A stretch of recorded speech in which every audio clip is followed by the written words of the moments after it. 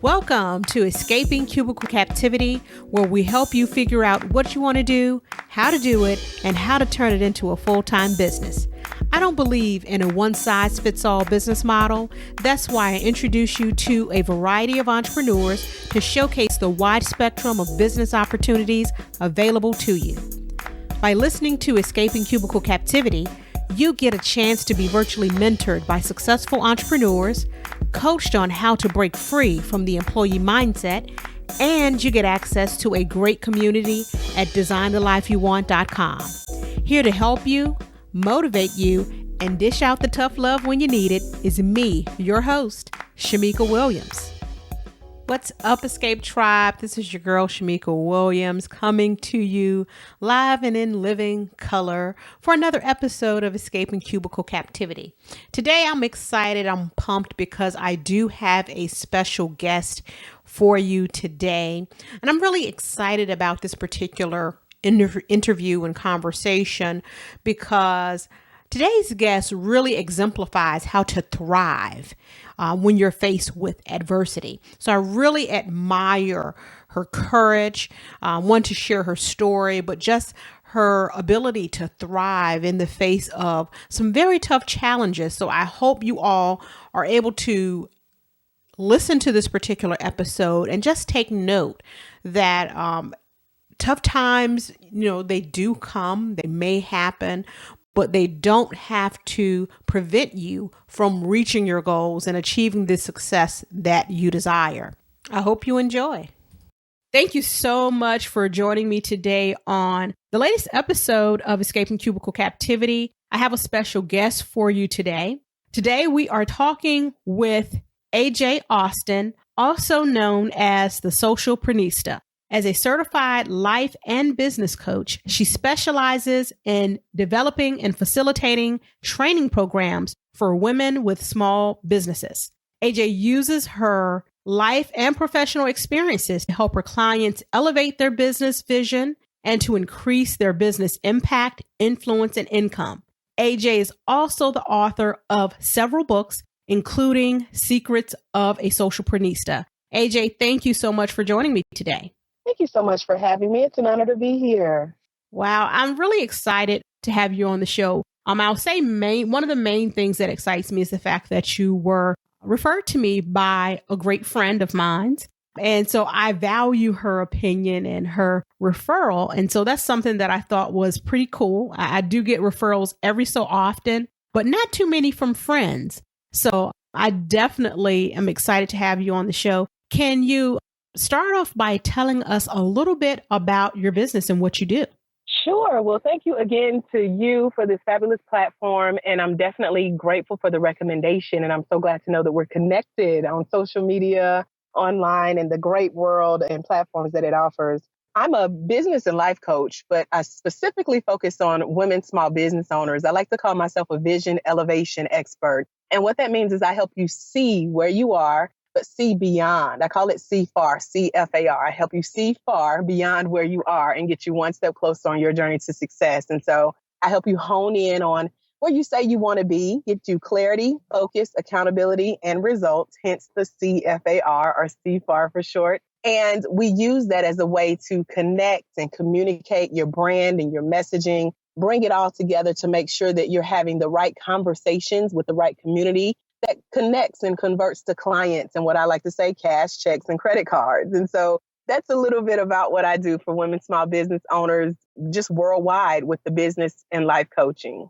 Oh, wow. So definitely sounds very exciting. What really prompted you to get into life coaching and business coaching? Wow. I've wanted to be a business coach. Well, I wanted to be a life coach since it became a thing about 10, 11 years ago. And about 4 years ago, a good friend of mine, she was taking a life coaching class and she kind of accidentally told me about it when I asked her, so what are you doing today? And she just happened to be on her way to the training. And I said, well, why didn't you tell me? I've always wanted to be a life coach. And so long story short, she contacted me. We connected with the right people. Here I am 4 years later teaching with that certification. But going into the life coaching, I always knew that I wanted to focus on women specifically. At the time, I was working my own company called Journey Girl LLC. And that is where I would be an ambassador for Dove, the beauty company. They traveled and they trained facilitators locally in the Atlanta area to go out and teach workshops to mothers and daughters. So I did that for about 8.5 years, that and teaching jewelry making, combined that with self-esteem and beauty and dialogue about empowerment and how to have a better relationship with yourself and with each other. We started to get a lot of brand recognition, and I would get calls from different states from around the world just asking, was it okay to start a branch of Journey Girl in their town? And I decided to just kind of pivot and shift my business from teaching this information myself to now training other women on how to start their vision and birth their babies of something like a Journey Girl. So I started out in that social enterprise arena, which is the modern day new nonprofit. But I now take that business model, that success model, all the tips, tools, and tidbits and tactics that I use to help to build the Journey Girl brand, flipped it around, got trained as a life coach, focused on women specifically. Now I'm a business coach teaching that same success model and helping women to birth their vision, hence vision elevation expert, and taking it to the next level. And I like to say I do what I love, and I absolutely love what I do. Wow, that definitely sounds like a very exciting journey. Now, thinking about the opportunity that you had at Dove, it still seems interesting. It made me, it doesn't sound as jobbish, I guess, as, when I think about, normal types of jobs or opportunities. Did you have, say, like a regular cubicle type of job at any point before venturing into entrepreneurship? Well, no, let me just clarify. I did not work for Dove. Okay. Dove got a hold of me while I was building my company with Journey Girl. They were giving out free workshops to train local facilitators. So they had a mission to impact about 2 million girls around the world, and they knew they couldn't do it themselves. And so they took people who they knew were already involved in their communities, and they got you online. They trained you as a facilitator, and then they taught you how to go out and host these workshops. So I took it a step further and incorporated that into my business. The only thing they provided was the training tools and the community of support to get you started. And they just kind of gave you your wings and let you go. And so I wasn't an employee of Dove. I was simply trained under the Dove Real Beauty campaign. I incorporated that into Journey Girl, which was my business. And then I took it from there to, again, help women, mothers and daughters have better relationships with themselves and each other. Okay, well, that definitely was a great opportunity. So did you have some type of cubicle life before entrepreneurship? Oh, of course. Absolutely. Don't we all? I actually started straight out of high school. I got my first job with Sprint. It was a long distance company at that time, probably close to about 20 years ago. But I've had definitely the cubicle jobs off and on before the launch to entrepreneurship. I've been in business for about 11 years, but before that, I did everything from working for a university to a domestic violence shelter for women and children in my community. I did a nonprofit organization. I had a cubicle. If you ask specifically, my last cubicle job was as an enrollment counselor for a government-based healthcare program. I actually got that position from a friend who recommended me to a local staffing agency, and just the stress of that. That was my last full-time 9 to 5, or should I say 7 to 7, because I would go in early and I would stay late so that I could get overtime. But when I got home, I was super, super exhausted and just was not myself. And it kind of took a toll on me. And so I can definitely relate to that life. And I just made a vow to myself that because it was dark when I went in, getting dark when I got off, that I would look for an outlet. And I have not looked back ever since. Okay. So was that job or that particular situation a catalyst for you, or was entrepreneurship something that you had been introduced to any sooner than that? Well, I actually had my business as I was working as an enrollment counselor, but because it wasn't paying the bills at the time, I had to get something, to get that money coming in. And so it was a catalyst as far as encouraging me to go ahead and do this full time, as far as work, save your money, get an escape plan or an exit plan, as you hear it referred to a lot these days, and then make your way out. But what really happened, my release from that position came right after 3 major events. So number one, it was a full-time position, and they frowned upon being late or taking days off. But I was married at the time, and I actually had to take a day off work to go down to the courthouse for my divorce hearing. Well, I get there, I get the divorce, I sign on the dotted line, I'm walking out the door, making plans on what's next in my day that I had taken off this job. And I knew they were waiting and wanting to know what happened. And I get on the elevator. And as I'm closing the elevator doors and pushing the down button, and I see my ex-husband for the last time, I get a phone call. And so I pick it up. It's my cousin. And she told me that my mom had just passed. So here I am, away from my corporate job, afraid of losing my job, down at a courthouse, filing for divorce, saying goodbye to a previous life, and now having to embrace my mother passing on. So it was like she waited until I was released, and then she had her heavenly ascent. And so I had to make a decision. But not only that, here I am with that in the back of my mind. I got to get back to this job. They don't want me to take off work. All of this stress I'm dealing with now, the death of my mother, family's calling. What are you going to do? I'm the eldest of 3 kids and the only girl. So all of this responsibility falls on me at once on my quote unquote off day. And I decide, well, wait a minute. I also had something else on the back burner. Now, keep in mind, I said I was already in business when I had this job. Because I had that day off, I had also scheduled to be on television. I had waited on that television day for 1 year, and it just so happened all of this synced together. I would go get the divorce. I would go down to the TV station, record the interview, and be back at work in the morning, bright and early. But it didn't happen that way. So I literally found myself standing in the middle of the road saying, okay, God, what do you want me to do? Because this is a lot all at once. And in the back of my mind, I'm just praying that I don't get fired, that I don't lose my job.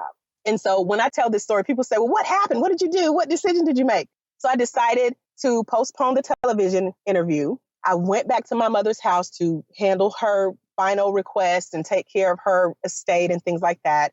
And a couple of days go by and I get a call from her mortgage company saying, you can't leave the house empty. You have to move there.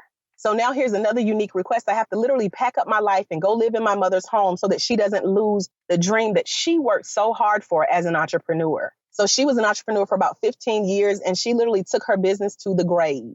So her father, my father, his father, they were all entrepreneurs. So this is in my blood. So when you ask, what did I do before 9 to 5? It's kind of always been with me for a really long time. But because I made the decision to go home, handle the affairs, put everything on hold, my job said, listen, you have too much going on. Please take off. We know we don't usually do this, but this is a lot. It's going to take a toll on you. It's going to stress you out. It's going to make your job seem difficult because you're in the bathroom crying. You're dealing with divorce and the death of your mother. And now you got to move. And a couple weeks go by and the job gives me a call to check on me. But not only do they check on me, I remember it was Father's Day of 2008. And I get this call and I'm off work on the bereavement. And they say, we want to make sure that you're okay. But we also have to update you that unfortunately, your department was downsized and your team no longer exists. So technically, you don't have a job to come back to after your bereavement.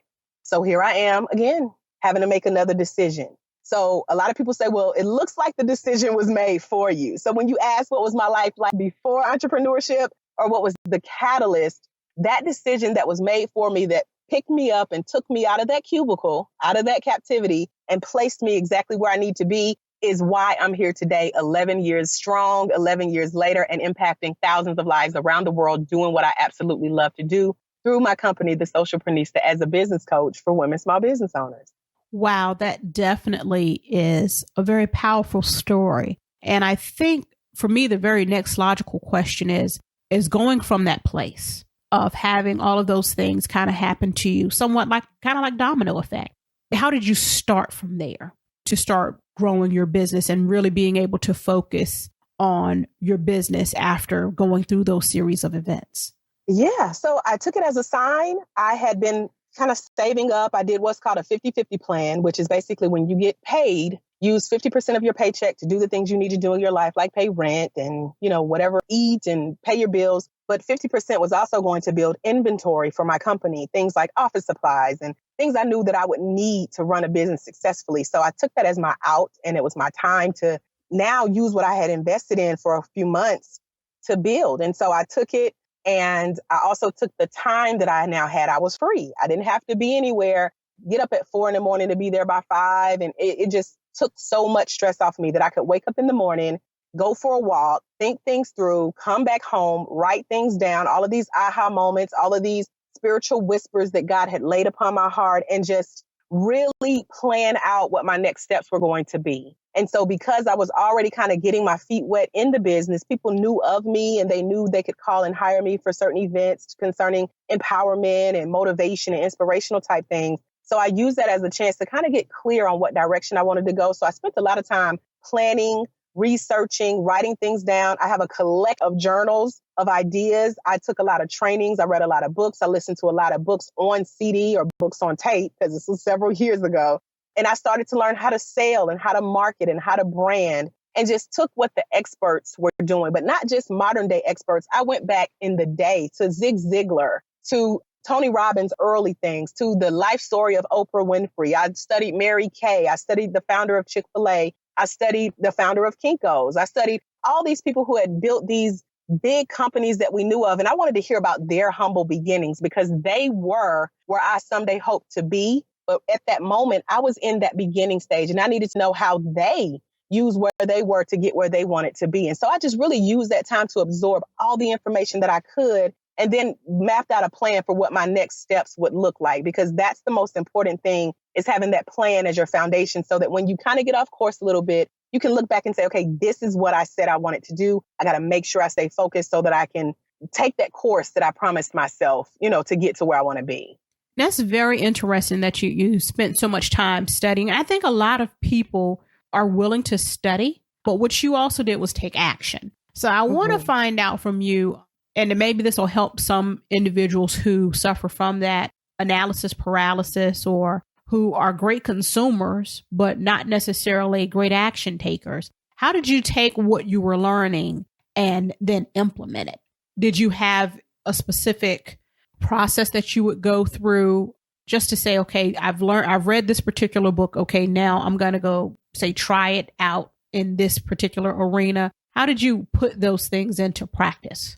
Well, I saw the life again of like a Susie Orman or, someone that I followed early on, like the founder of the Pampered Chef. And again, I knew that their beginnings were humble and they came about just in the oddest way. And I knew all of this was happening for a reason. And so I not only used that time to read, but I absorbed it for a while and I sat with it for a while. And then that wow started to add up, because then I realized, oh my goodness, I have a mortgage now, not a rent, not half of this, but I have major bills. I have car notes. I have things that I have to get done. And when those bills start coming in and when things are due and you don't have that security of a 9-to-5 corporate paycheck that's coming in every 2 weeks or once a month, you get on it. And I hear a lot of people, they do it for their kids, because they need the money to take care of their kids. Well, for me, here I am, a single female trying to build this business, but I do have to take care of myself. So I had to use money that was saved and money that was coming in little by little. And I used that as my motivation to take action, because at the end of the day, my business literally had to take care of me. So it wasn't just the mindset shift, but it was the reality of this has to fund my lifestyle from this point on. So that was my motivator to take action every day. Wow, that's definitely a powerful motivator. And I've heard people say that before as well. When you realize that your back is up against the wall, you feel like you have no choice but to act. And so I like hearing that. I've been in a situation like that, but I still was too scared to act. So I know what it's like to be on the other side of that as well. It's like, yeah, I don't have anything else, but I let fear paralyze me. So I've been in, on the other side of that. So it's always great to hear about the stories that when people were able to really triumph over that, because I know that there probably are a lot of people who haven't been able to do so. And before they would even make the effort to try to overcome it, they would run as fast as they could back to a 9-to-5 because fear would scare them back in that direction before it would propel them forward. It's like they would run backwards, then forward. So I'm glad to hear that and glad to have that be an example that the listeners can really get an opportunity to hear about, because I'm sure that's going to inspire some people. And I want to talk to you also more about your business and about really life coaching, because I may have talked to a few coaches in the past. I'm trying to think. I've talked to quite a few people now, and I feel like I'm drawing a blank as I come up on my 1-year anniversary. And for people who may have an interest in becoming a life coach or becoming a business coach, what advice would you give to someone who was in your shoes when you found out that your friend was going to a training? Right. And congratulations on 1 year. That's a major milestone, just saying yes and showing up, So The advice I would give to someone who wants to pursue a similar path that's specific to mine as far as the coaching industry, no matter what type of coach you are, it helps to have a specialty. But if you just start out as a life coach and you want to just get those skills under your belt, I advise you to get a coach. And I did that in a sense when I started to read these stories and do what I call now having silent mentors. And that's where you go and read the stories of people and read their books and study their bios about how they got to where they are and use that as a teachable moment. But nowadays, there are people who have already, like myself, this is what I tell my clients. A lot of people attract to me because of my story. But what I pride myself on is my experience and that expertise that came from living this journey. So now you have people like myself as coaches who have been through the process. So I say the coach, but not just any coach. You want to make sure that number one, they fit your learning style, everything from their personality, their coaching style, how they deliver their information to you. Either if you're an audio learner, you need to hear things, or visual, you need to see things, or hands-on, you need to be face-to-face and writing. This is something to really consider how they teach to make sure that they can reach you from your perspective. And then another thing would be to be specific to the type of industry. So for instance, if you're in real estate or you're a virtual assistant or you're just a generic business owner, look for those specific types of coaches, because that way their journey is a little bit closer to yours, and make sure that they have what I call a step-by-step success system. That means, again, that they have been through this journey. They have documented their process, and now they have a successful way to help you get through something step by step through a program that they put together. But again, if it's for a specific industry, then you want to make sure you stay in that industry. But not only that, make sure they meet you where you are in your business. If you're working on a certain project, for example, although I had all of that knowledge in the beginning, I needed help with things like copywriting and marketing and sales and speaking and maybe writing a book someday and how to tell my story, so that I don't get caught up in the emotion or, badmouth the people who I felt hurt me or put me in that position. You want to get help in that area that meets you where you are. So if you need specific help, see where you are in your business, see what projects you're working on, and then make sure that the mentors or the coaches that you reach out to, make sure that they can offer those trainings around those areas that you need most in that moment of your business. And I say that in a nutshell because the idea is not to have to repeat the process that someone before you has already gone through. Like they say, don't reinvent the wheel. Just simply find a coach, someone who could help you through your journey based on where you are right now to where you want to go. Okay, wow, that's definitely great advice. And I'll be sure to include those notes in the show notes for this particular episode. So that's definitely very detailed and just some great pointers there. I also want to find out from you, being that you do work specifically with female entrepreneurs and small business owners, what do you find is to be one of the biggest challenges that a lot of your clients come to you with? Mindset.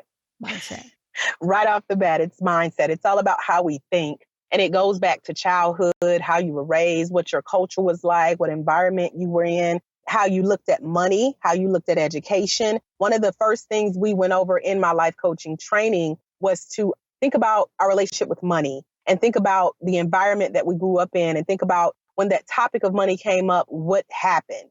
Did you hear, I don't have enough? Or did you hear, we might have it later, or maybe we can get later? But not only that, you have to look at a pattern of things like money and education in your life. So by the time I filled out, because one of the techniques I loved about the life coaching training process was that you had to first be the client. So when I wrote my answers out and I delivered them to my coach who trained me, I saw a pattern of education. Education was really, really valuable in my household. My mom made sure we were at school on time. She made sure we had everything we needed to make sure our education would go far. And actually her dying wish to me, her eldest and only daughter, was to say, AJ, just finish school. That's all she wanted me to do. And I'm happy to say that in 60 days, I will have my training and development degree to do even more of what I love, which is coaching and developing these trainings for women small business owners. And so I seen that pattern, and to know that that carried over into adulthood, that was my foundation. Education has always been my foundation. That's why I spent time reading and listening and learning. And like you say, implementing and taking action. But that's the thing most people struggle with, is their mindset. So when you circle back to see what you've always believed about a certain thing, it's going to uncover why you're stuck and why you feel like you can't move ahead in business. but it's the number one challenge that I see a lot of women entrepreneurs have to deal with. And so that's why one of my coaching programs is called The Boss of Me. And it's a 90-day business and accountability coaching program for women small business owners. We spend that first week just dealing with mindset. What do you believe? What do you see for your future? Where are you in that moment? What are you willing to do to get there? And it uncovers a lot. And believe it or not, the feedback that I get just off that first week is that's one of the most popular segments of the entire program. Women say, I leave that on repeat because I need to hear that over and over again because they're trying to shift that mindset and trying to get from one place to the next. Wow, that definitely, and I definitely can believe that mindset is definitely one of the biggest challenges. I can see that just in interacting with entrepreneurs myself. That is definitely a big challenge for a lot of people. So I definitely can relate to that and understand it. And I also wanted to highlight the fact that you are an author and you've written several books. And what has that process been like for you in terms of writing books, and what really inspired you to take it to that level as well? Well, the inspiration I find behind a lot of books that I've written and that I've coached my clients through and just given generic advice for people who are interested is to look at the pattern in your life of the questions that are being asked. So, for example, like the mindset issue, I now have a new book coming out called How to Be the Boss of Me. And it's talking about that first week that I spend with clients where they're uncovering that mindset. What do you see? What does that life look like? And so you have to realize that this is something that not just one person is dealing with, but it's something that a lot of people could use advice on. So when you sit down and put it in a book, it makes it worth it. You don't have to keep repeating yourself. You now have a success system yourself that you can pass on to other people and it will help. So being an author has really helped relieve some of the tension of, oh my goodness, here I am working one-on-one with people, telling them the same thing that I just told the person a day before or an hour before. I'm tired of repeating myself. I'm going to sit and write it down. And now people can go get the book. They can listen to it. They can hear it. And it's there forever. They can pass it on for generations to come. They can translate their knowledge based on what they learned. But that's one of the biggest platforms to share your knowledge. And it's worth it. Once it's done, it's done. It's a lot of hard work, but it's worth putting in that work to know that you're going to impact more lives. Yes, I can totally relate as I'm working on my first book now. And I'm like, oh gosh, this is a lot of work. And especially since I've given myself a release date. So I'm like, oh boy, I'm really behind the 8 ball here. Ooh. And so I can totally relate to that particular aspect of it. And as we wrap up, because I do know you have some place to be, but one thing that I've noticed has come up since we've connected is the fact that you obviously attend a lot of networking events. And so I assume that's something that's very important to you. And I want to have you share with me why that's important to you and how that has impacted your business. Well, networking is important. You'll hear anybody say that. But one thing that I had never heard before, I learned from one of my early mentors in business. I took a business and training class and graduated with honors. And I was thankful that I did because I met some really cool people, really cool coaches. And one of the coaches said, don't just network, but network with a goal. And what she meant by that, she broke it down because I had questions like, well, what does that mean? Everybody says network. What does networking with a goal mean? And she says, look at where you're trying to be this time in next year, in 3 years, in 5 years, and structure your networking events around where you're trying to go. And so now here we are, 11 years in business. I am actually literally sitting outside of a networking event before I go in. And I came to this because it was strategic. So I call it strategic networking. Not only does it meet my goals, but the type of people that will be here tonight meet the ideal environment of where I'm going to meet my next best client, where I'm going to be able to impact more lives, where I'm going to be able to connect with partners and get other opportunities to help and to coach and to teach and facilitate and speak. So I'm at an event tonight that's specifically dealing with a social media platform that I use to find a lot of great connections. And because they're all like minds, they're not all women, but it's okay because I believe the people that I'm supposed to meet, I'm going to meet because I not only network with a goal, but I network strategically. So I'm not trying to be everywhere at the same time because that will become a full-time job trying to network 24/7. But when you network with a goal, when you network strategically and know where you're trying to get and what goal you're trying to accomplish, it makes it better and it makes it easier. and it makes it worthwhile. So when you look on your calendar and say, okay, I'm going to be at this event because it meets my goals and where I'm trying to go, you're more likely to show up and get the results that you're seeking from not just networking, but networking with a goal and networking strategically. Well, that definitely makes sense. And that's something that, even though I've asked people about networking in the past, that's the first time I've heard that particular take on it. So thank you so much, because you definitely opened my eyes up to networking in a very different way. And being that I'm a person that doesn't do a lot of networking, I'm a computer, let me stay at home. I'll talk to you via Facebook type of person. But networking is one of those things that I am, and I have been. I've gotten out a little bit more here in 2016, but my goal is to do it even more so. So thank you so much for that great information and inspiration, because that's definitely something that's inspiring in terms of that particular strategy and doing it with a purpose. And as we wrap up here, I want you to be able to share with our listeners how they can connect with you via your website, social media, and just what type of, services you may have available for someone who's looking to learn more about you.